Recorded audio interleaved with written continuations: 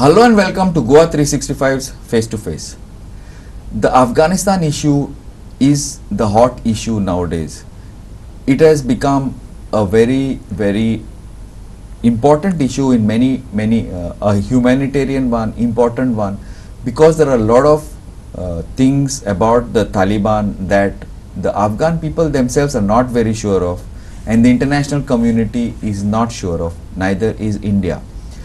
So today we have an Afghan who is studying in Goa, Arif Poya. Arif, welcome to our show. Now Arif has done his MBA at Goa University. Before that, in Afghanistan, he has been in the election commission. So Arif, before we get into more details, I would like you to, you have family there of course, so I would like you to give us, our audience, a general idea of what is happening in Afghanistan as of now, before we get into anything else. Yeah, first of all, I would like to thank you for giving me the opportunity to talk. And actually, my name is Arif Poya, and I'm doing my MBA at Goa University, and I just passed out and my course is done. So I was just planning to go back to the country, but due to the turmoil faced by Afghan citizens, I was not able to go back to the country. So we are stuck right now here, and we also don't know what will happen to our future. Yeah. And our family members are there in Kabul, and as well as in our village in Badakhshan province. It is a province located in northern part of Afghanistan, and we are in contact with our relatives, and they say that we are scared and we are not able to come out. And you can see the Taliban's fighters in every street and everywhere running with their weapons and a cable in their hands. So especially it's very dangerous for women, and they are not allowed to come out alone, and they have to wear a full burqa, and a male relative has to accompany them if they want to, if they have any genuine reason to go out for that. Although Taliban's leaders are acting very good in media, and they try to look good, to speak nicely in media, because they need to be recognized by the world, and they are waiting for that. And what actually their fighters are doing with the society is much different from what their leaders are claiming in media. And because we are closely watching, and our family members are witness in the society, and they have already started imposing their own beliefs and their own rigid rules in that villages. So one of my cousin who just visited our village a few days ago, he told me that Taliban have started taking attendance in mosques, and everyone has to be present for 5 times namaz in a day. If they are not present, then they will beat them, they will fine them. And if anyone has any genuine reason, if they are not able to come for a namaz, then they have to take permission of the maulanas of the mosque in advance, and they have to inform them that I will not be able to come for this namaz. And you just imagine how the life is difficult for them, and they can easily implement their beliefs, they can easily impose their beliefs on the society, on that villages. Because why it is easier for them to do it in the villages and not in the cities? Because in the cities, the world is watching on them, and there is media, and internet connectivity is also there, so people may record their videos, the violent which is happening in the society. Okay. So because of that, they are just trying to control themselves. But in that villages, it is easy to them, because there is no internet connectivity, and there is no much educated people who can come to media and talk about them. And the issues which is happening in that villages will not be covered by media. So that's why it is easy for them to implement their rules and their beliefs on the society in that villages. And even in Kabul, they have started to searching homes for those who have worked with the previous government, and my uncle was working as a lawyer in general attorney of the previous government. Right now he's stuck in Kabul, and he told me that Taliban are searching homes to arrest those who have worked with the previous government. And also Taliban have announced that those who was working with the previous government have to come and take a safety card from us, and they should come and to make apologize, and then we will. Wait, let me interrupt. The Taliban initially, when they came out, when the Taliban entered Kabul, they made what is an announcement that there would be a general amnesty, right? Now that is not working. That's only in media.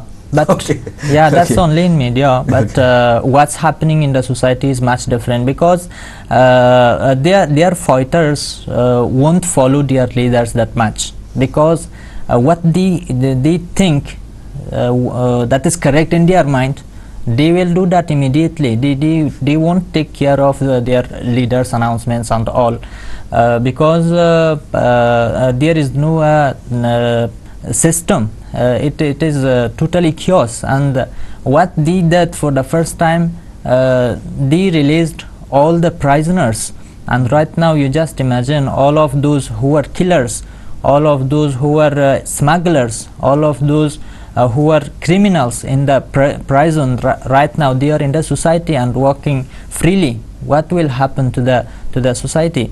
They also can use Taliban's name and pick up a weapon and come to torture people, and they can misuse that situation. And Taliban have claimed that, but they had said that we have forgiven the nation. Correct. We have nothing to do with anyone. Yes. So the point is, I'm wondering is, what was the nation's guilt that they are forgiving them? That's a fair point. Yes, absolutely. What was our guilt? What did the people do basically for you to be so forgiven? why should we be forgiven? They should apologize because of the all things happened in 20 years. The nation were suffering from the war. They should apologize the nation and the people that because of the inconvenience happened, and there is so many families may have lost their loved ones, their family members in this war. So they should make apologize from the nation. Why they are forgiving the nation?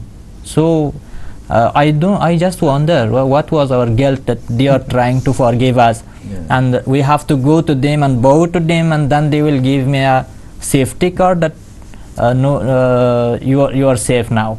So I think they are just waiting for the world to be recognized, and they have become more aggressive, and they have turned back with a hostile mind in the society. Yeah, Arif, what I would like to say is probably today the Taliban is much more confident, because it has got backing of China. Obviously it always had backing of Pakistan, and United States has basically abandoned Afghanistan. It's overnight they have disappeared. Do you feel that because of that they are more confident and they are sure of themselves? Russia also is backing them indirectly. Yeah, actually Taliban took over most of the places without any fight and resistance. Easily. How?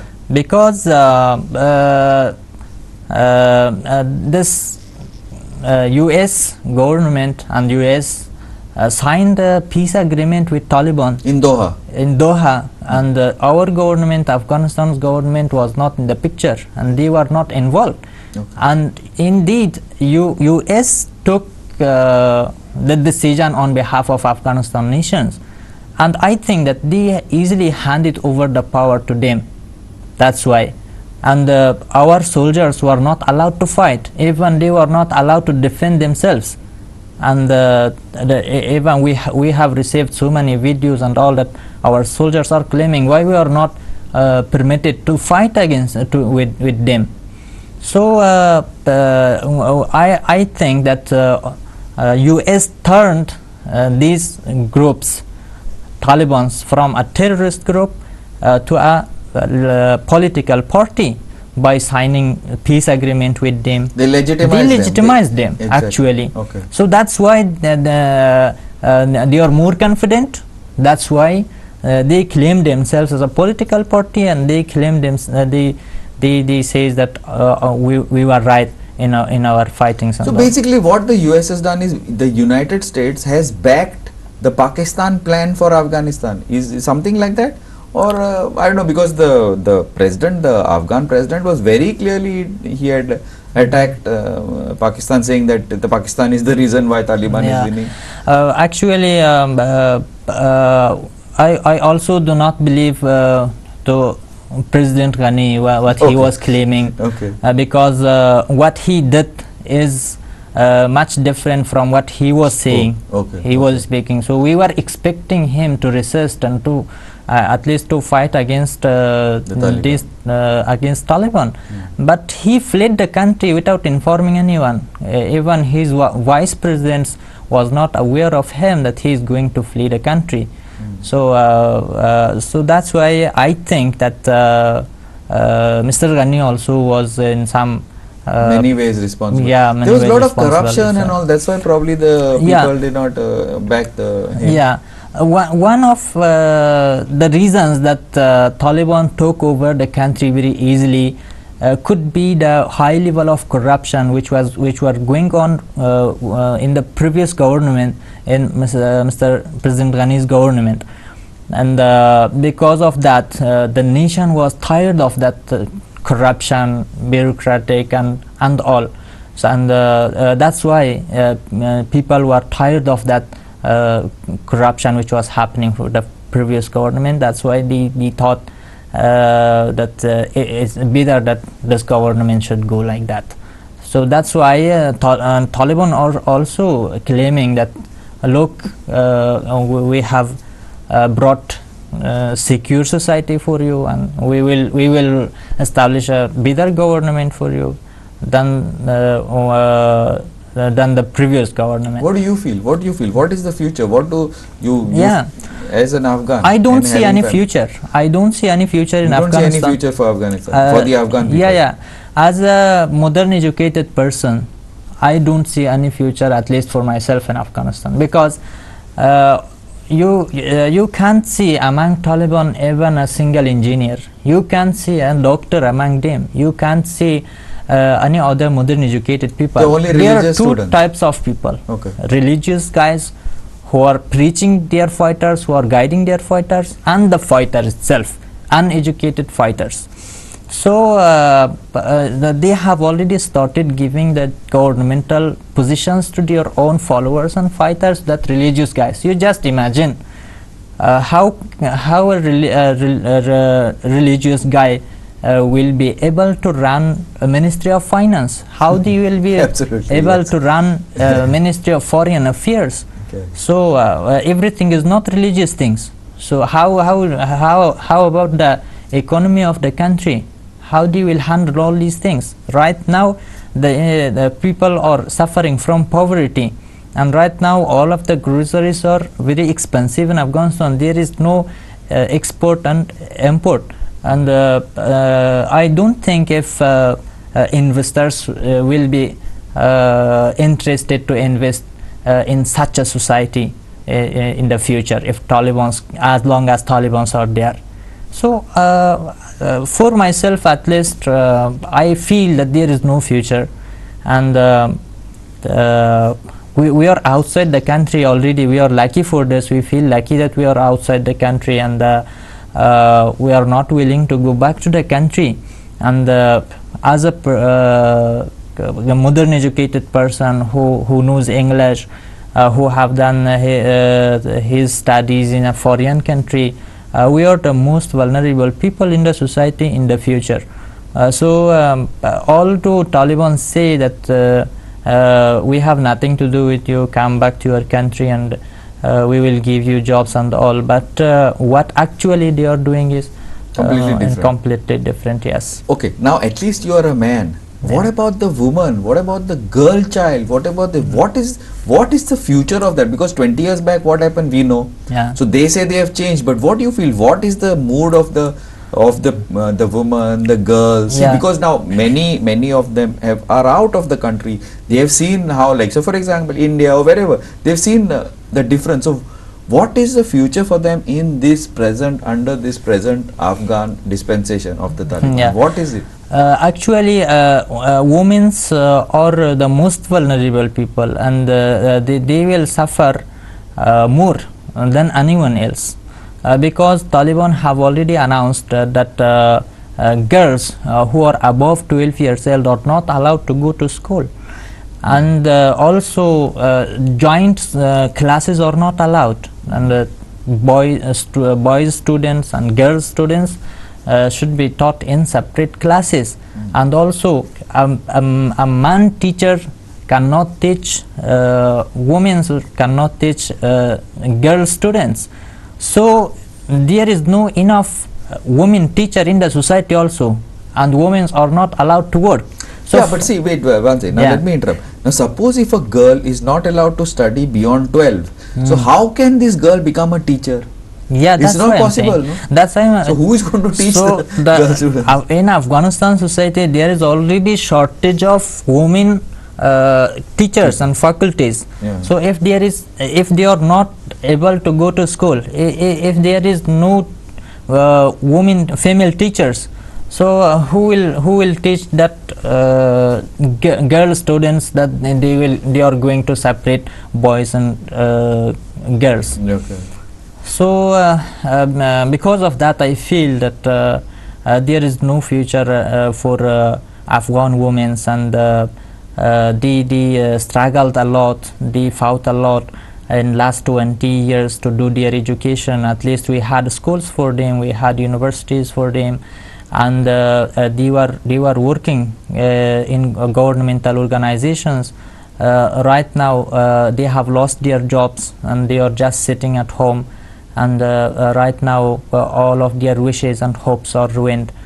So I don't know, I'm scared about the future of the country. Yeah. What about now? You have done your MBA, right? Yeah. So business in Afghanistan, how is that going to happen? Or most of the people who have been running the banks and all that, they have all gone. So what is the future? Is it that a neighbor like China will come and take over and make another 20 years what US did, and before that Russia did? What, I don't understand. Could you explain to us what you feel could be the economic? Ultimately people have to earn, they need money, Yeah. they have to eat. Yeah. Not only the people, everybody. So what is the So if you ask this question from those Taliban, they will respond you that just seek help from God. okay. You just pray, he will Take care of everything. But this is not the solution.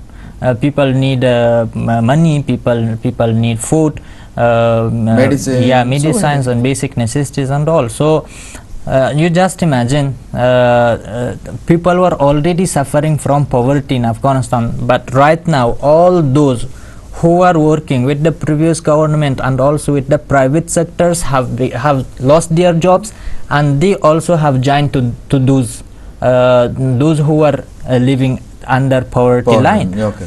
So there is high level of unemployment in the society, and how Taliban can handle all these problems, and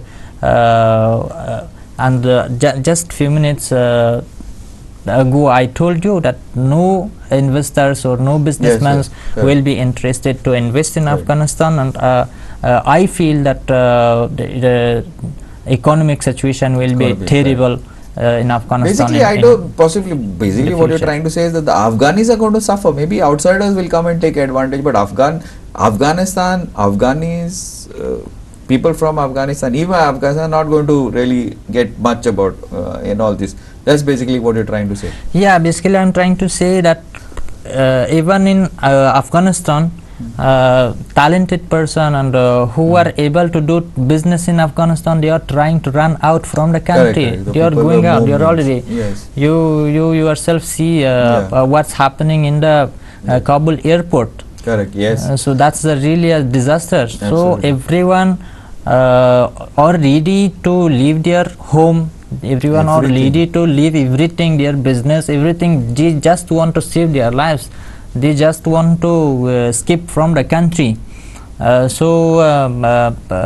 the economic situation will be good in Afghanistan in the future? What you think? What you expect or what you want from India?